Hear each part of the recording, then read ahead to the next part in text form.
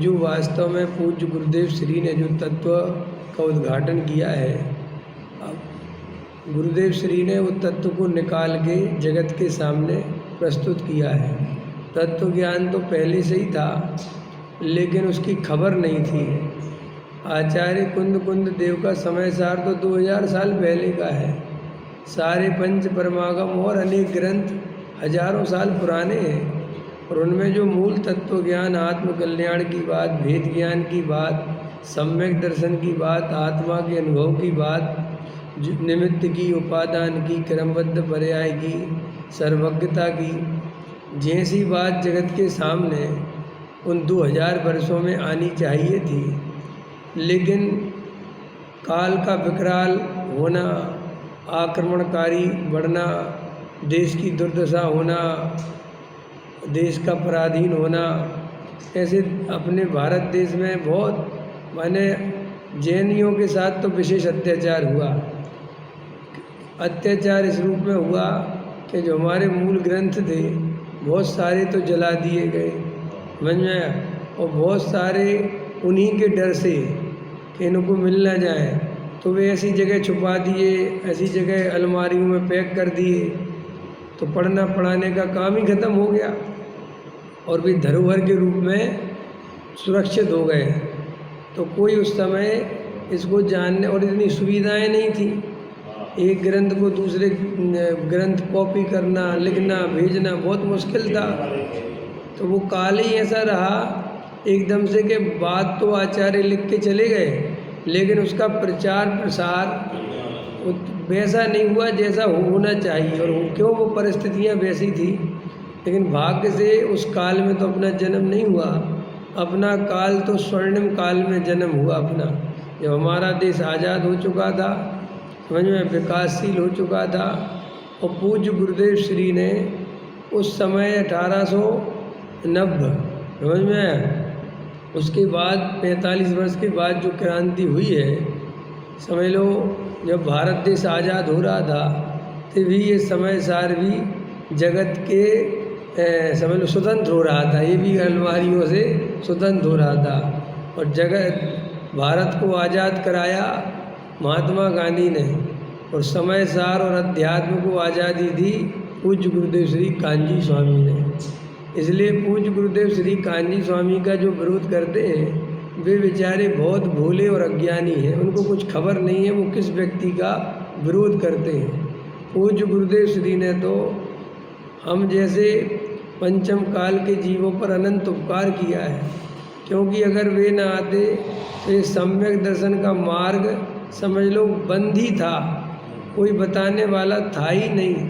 इक्के दुक्के कोई बताते थे, करते थे, लेकिन उसकी वैसी क्रांति नहीं होती थी कि वो गांव तक वो बात पहुंच जाए। तो पूज्य गुरुदेव श्री ने इस तत्व ज्ञान को जो जन जन तक पहुंचाया, उसका जो प्रचार प्रसार किया, उसके पढ़ाने वाले जो विद्वान तैयार करे, वो बहुत बड़ी क्रांति हुई और लाखों लोग अध्यात्म के प्रेमी हुए।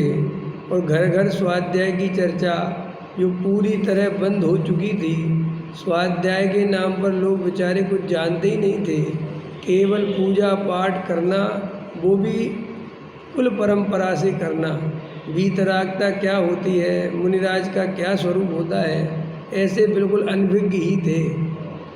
उस समय में गुरुदेव श्री ने जो ये काम किया है, इसलिए उनके प्रति अपन सबको बहुत अंदर से बहुमान है, उनके प्रति बहुत समर्पण और आदर का भाव आता है।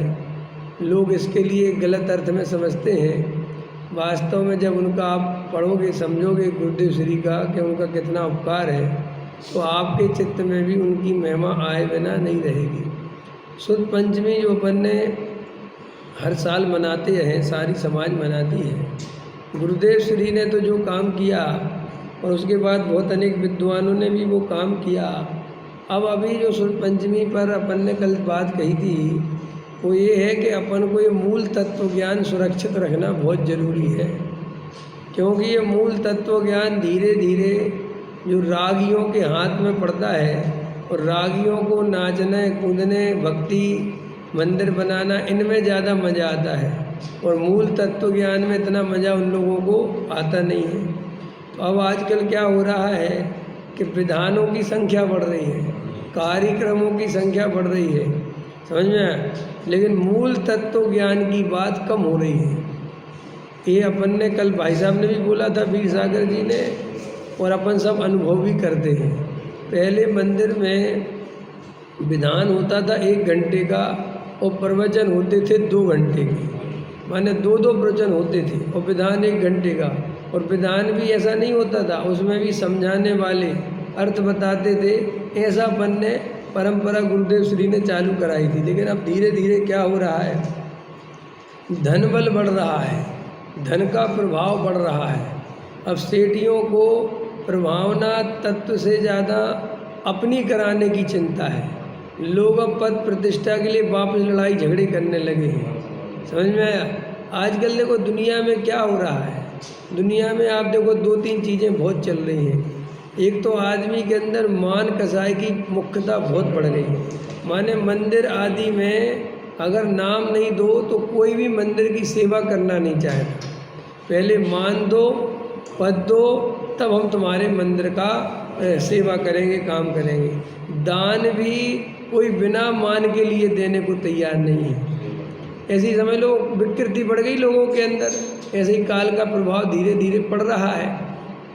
तो भाई ये प्रभाव तो पड़ेगा, इसमें हम और तुम क्या कर सकते हैं। बस अपन जितना बने ये मूल तत्व ज्ञान से जुड़े रहें और विद्वान भी मूल तत्व ज्ञान की ही बात करें। और विधान आचार्य लंबा विधान करने की जगह वे भी तो शास्त्री हैं जो विधान आचार्य हैं। भाई ऐसे तो विधान आचार्य कोई बन नहीं जाता। शास्त्री विद्वान बड़े हैं तो विधान करने का ज़्यादा राग नहीं करें, ज़्यादा गाने का, नई नई तर्जें निकालने का, उसमें ज़्यादा अपने को बड़ा विधान आचार्य बनाने की कोशिश ना करें। विधान आचार्य विधान करना तो हमारी वास्तव में मजबूरी है। समझाएं अच्छे बढ़िया विधान आचार्य, साथ में प्रवचनकार भी हो और वो धमाधम ना कराएं, विधान छोटा कराएं और उसको बढ़िया समझाएं।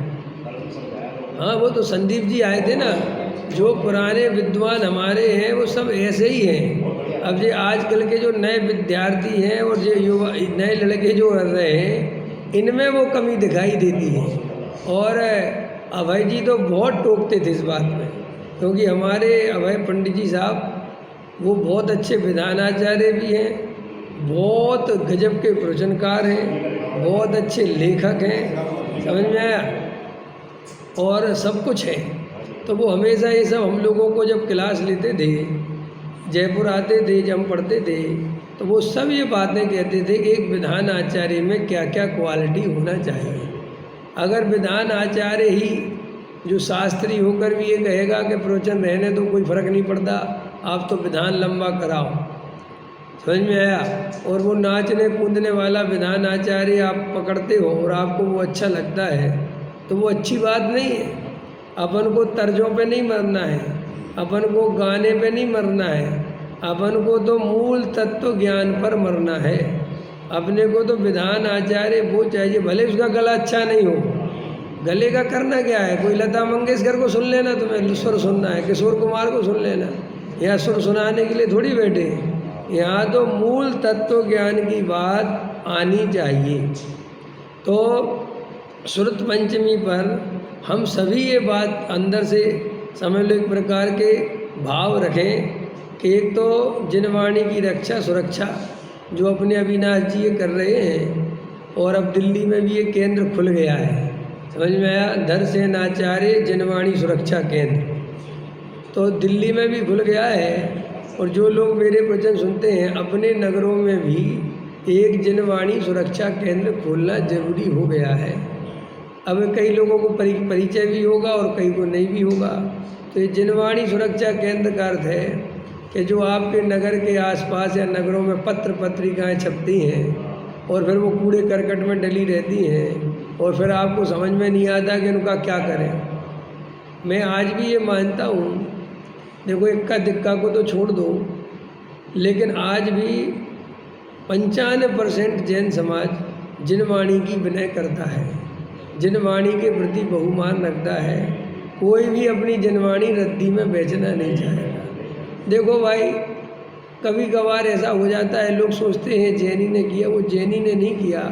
होता क्या है कि जैसे अब एक मकान है, मान के चलो, अब वो मकान बाप दादाओं का है, अब उसमें दुनिया भर की ऐसी कोई पुरानी जनवाणी ग्रंथ या कोई पत्र पत्रिकाएँ आ रही हैं, और वो मकान बेच दिया उसने, उस एड्रेस पे आ ही जा रहे हैं।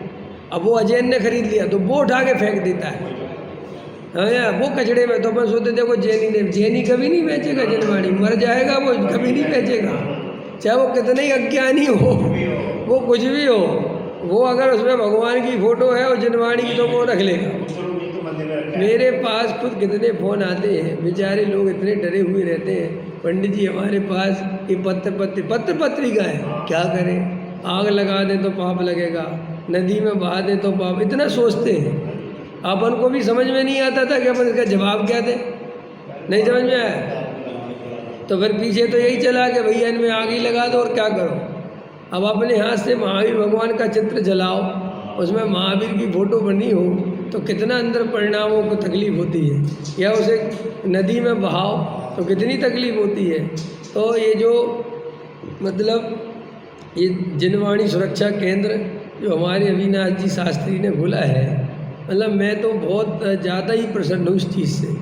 और समाज ने देखो कल आपके सामने एक उदाहरण भी प्रस्तुत किया कि अपन ने दान के लिए बोला तो हर आदमी दान देने के लिए थे, वैसे और किसी को उसमें नहीं देते लोग ऐसा दान, लेकिन देखो कल हर आदमी कह रहा था साहब हमारे जिसकी जितनी ताकत थी दे रहा था कि नहीं। ऐसा नहीं है, जनवाणी के प्रति बहुत है, देव शास्त्र गुरु के प्रति है ही सबको, और होना ही चाहिए, समझ में। ये तो हमारे धरोहर है, जनवाणी हमारी धरोहर है भाई साहब। भगवान तो तुम जाके दूसरे खरीद लाओ, बनवा लाओ, जनवाणी नहीं बनती ऐसे, समझ में आया कि नहीं आया। तो बहुत इम्पोर्टेंट कार्य है ये। तो आप सबके जहाँ भी हमारे मंडल है, जहाँ भी जैन समाज है, वहाँ पर एक जनवाणी सुरक्षा केंद्र खोले जाएं। इसका मतलब क्या है कि जो पत्र पत्रिकाएँ होती हैं, जीर्ण शीर्ण जनवाणी होती है, उसको वहाँ पर उस केंद्र में भेज दें, तो उसको फिर वहाँ पर एक जगह इंदौर में भी बन गया, दिल्ली में भी बन गया, या आपके नगर में ही जगह हो बढ़िया तो वहीं रखो, फिर इकट्ठी करके अपन एक जगह जो करना है वो आप कर सकते हैं। तो एक तो अपन ने सुद पंचमी पर कल ये जो अपन ने ये जनवाणी सुरक्षा केंद्र विश्वास नगर में खोला है, इसकी बहुत बहुत अपन को अनुमोदना करनी चाहिए और सहयोग करना चाहिए।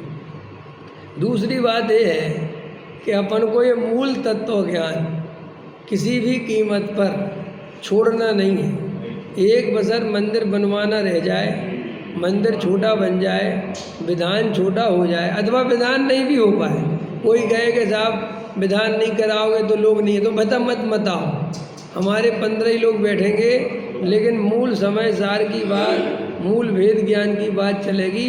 हमें धमाधम बिल्कुल नहीं चाहिए। और ये सारी समाज पूरे हिंदुस्तान की इस सब में इस बात को रखना ही चाहिए सब मंडलों में, क्योंकि आजकल विधान के नाम पर, भक्ति के नाम पर बहुत ज़्यादा लोग जो है तांडव कर रहे हैं।